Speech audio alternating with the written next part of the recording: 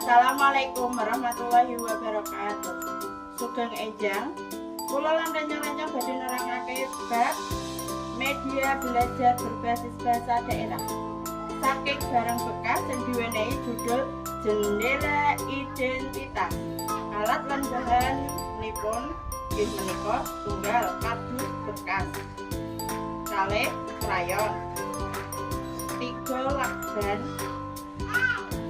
kawan gambar jendela lan pitakonan, gangsal gunting.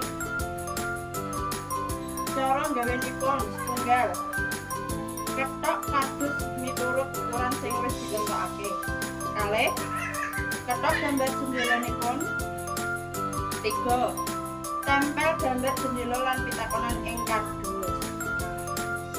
Cara nggunakake tunggal pilih nomor sing disenengi bocah-bocah, kalih bocah-bocah maca lan mangsuli pitakonan ing mburi jendela.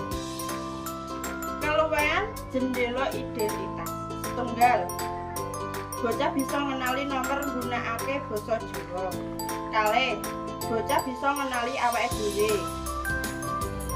3 bocah bisa ngerti basa Jawa.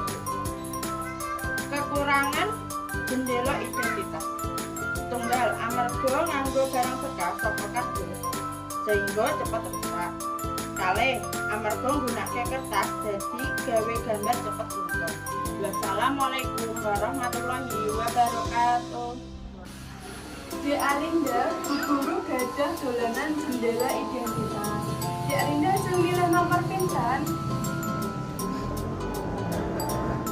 Nomor 8, Bu Guru. Kewan kesayangane adik napa? Kewan kesayangane kula kucing, Bu Guru. Nggih, kalih milih nomor pinten? Dek Arinda. Nomor 3, Bu Guru. Adik griyane pundi? Omahku Kenteng, Bu Guru. Nggih.